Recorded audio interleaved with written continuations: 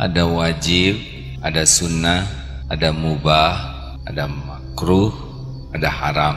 Semua ini dirancang oleh Allah supaya kita bahagia, supaya kita mulia, dan yang terpenting supaya kita selamat kembali ke asal muasal nenek moyang kita, yaitu surga.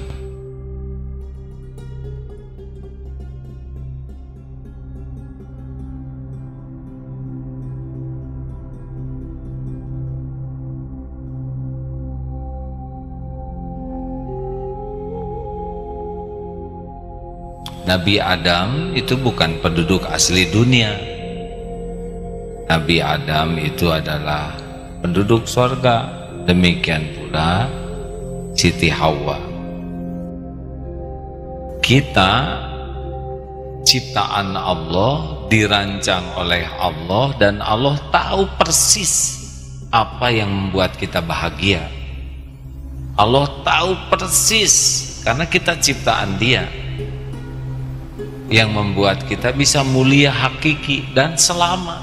Nah, semua yang bisa membuat kita bahagia hakiki, mulia dan selamat disimpanlah pada perintahnya.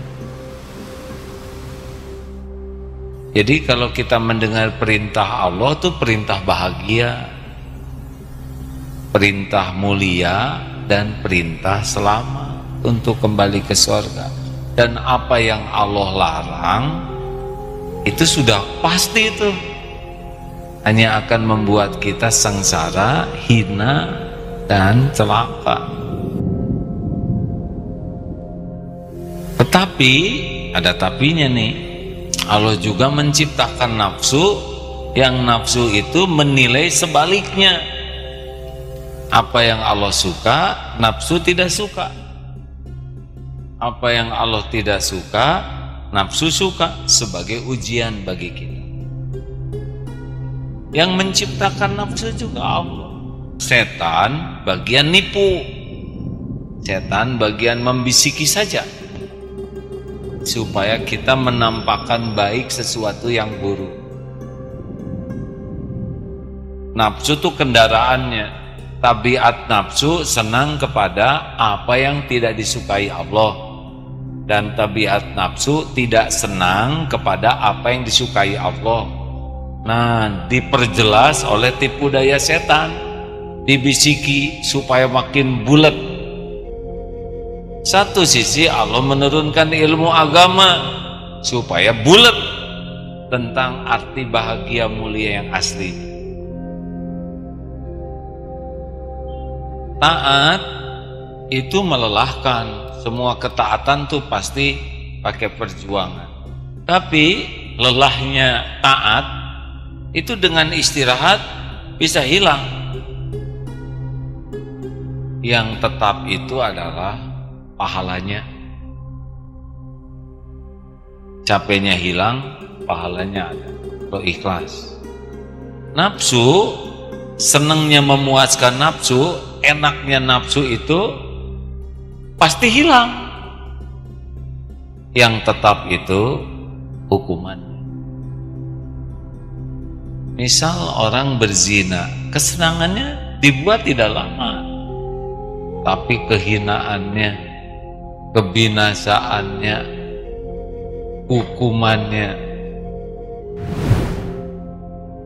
Semua nafsu diciptakan oleh Allah seperti fata morgana. Nampaknya menyenangkan, tapi ya begitu.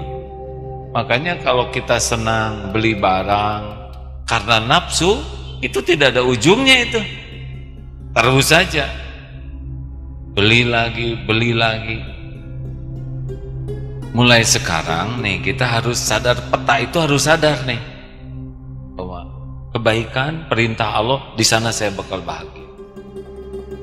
Jadi harusnya ya mendengar perintah Allah, perintah sholat, perintah saum, perintah baca Quran, perintah sedekah tuh kayak kita, itu dia yang membuat saya bahagia, itu dia yang saya cari. Harusnya begitu. Cuma ujiannya nafsu. Jangan, kamu miskin nanti. Jangan.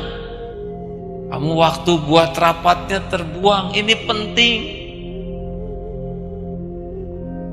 Pasti nafsu itu cerita yang sebaliknya. Contoh paling sederhana, tahajud. Tahajud jelas disukai Allah. Nafsu tidak suka, ya.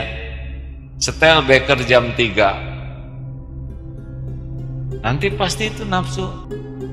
Tunggu dulu. Tenang aja, luruskan badan. Selalu akan ada alasan. Dan itu hanya bisikan. Jadi dia tidak bisa menerkam kita, yang membuat kita narik selimut karena kita kalah oleh tipu daya itu. Nafsu tidak bisa narik selimut, ya. Apalagi setan, tarik selimut, cuma nyuruh saja. Kita nggak narik, dia nggak bisa narikin sendiri. Mari kita bulatkan sekarang hati kita. Tiap dengar apa yang Allah sukai, itu yang membuat saya bahagia. Allah suka, itu yang membuat saya mulia.